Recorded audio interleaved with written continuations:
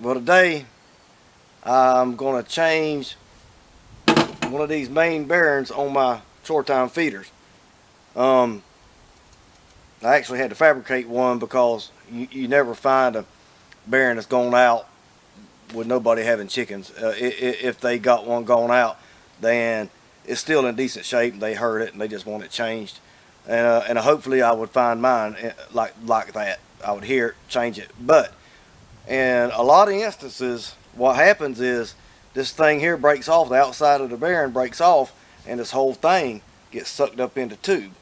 And your little auger piece that we pull augers with won't retract it. You can't grab it because you reach in there and it hits, there's a washer left behind and different things. So you can't go in there and pull it with your auger piece.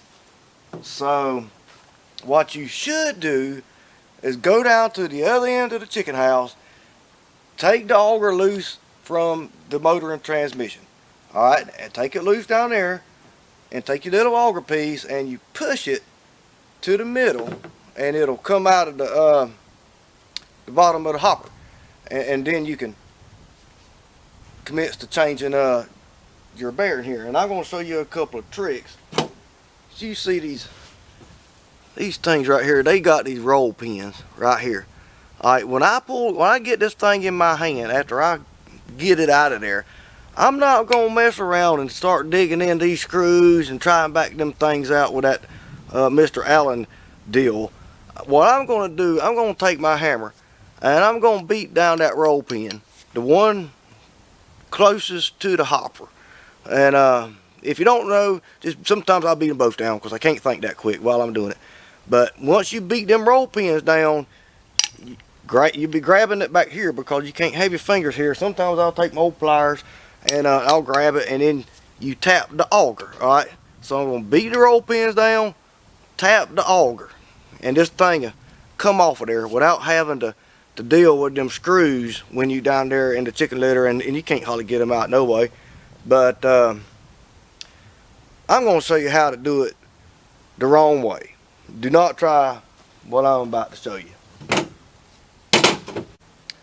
Alright, I got my C-clamp vice grip things, and this is what I'm going to do. I'm about 4 pans from the hopper, and I know my auger is right there in that pipe.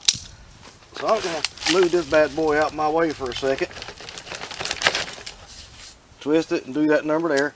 Alright, here's your thing there, and I don't stick my fingers in them pipes either. That's a good way to get them chopped off. But I'll stick this bad boy right in the hole. Lock her down. Alright, the only way to do this, unless you super fast, you got to have an assistant. Alright, give me a second and I'm going to have my assistant turn this bad boy on. And hopefully it's going to run out the end and I'm going to grab it with some pliers. I ain't going to grab it with my hand. I'm going to grab it with some pliers and some vice grips quick as I can. But let me get my assistant. Hold on. Stand by. Make sure you use these old brown and black tools. That way when you throw them in the litter, you'll never find them again.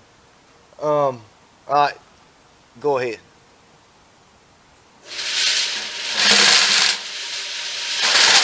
Alright, hit it.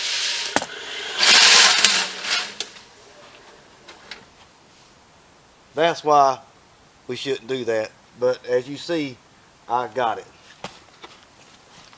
And that thing's pretty wound up, so I'm going to be careful. I'm not going to grab it because I don't want it to get sucked back in there. But I got these pliers.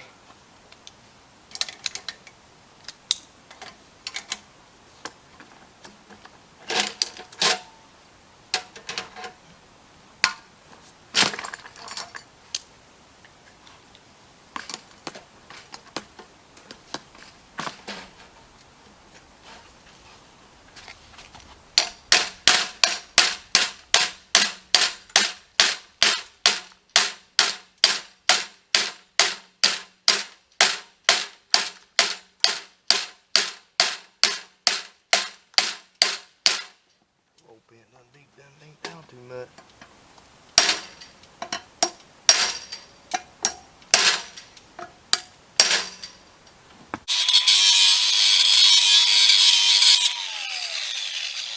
I had to grind that roll pin off. I done beat it back and forth because this was a used bearing. I didn't want to use a good one. But anyways, normally you can beat them right down. But I ground that one off, whatever.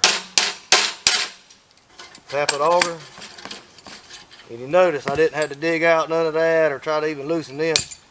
I got my new one right here. She's ready.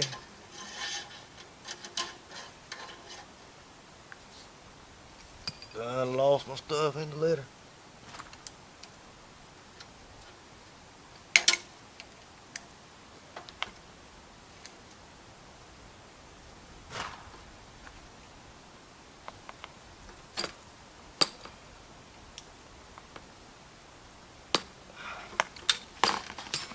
There's that.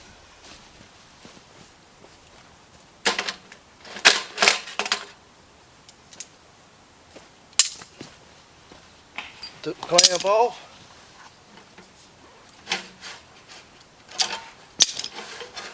Ease her in. That's a tight one there.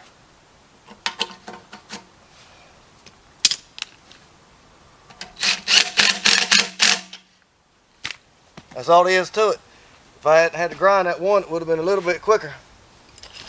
But I guess most of y'all know, y'all can take and get this bearing here off, and you can go to the parts store, you know, and get you a $3 bearing and put it on there. But I think the whole thing used to be $55, probably more now. Anyways, that's how not to change your bearing.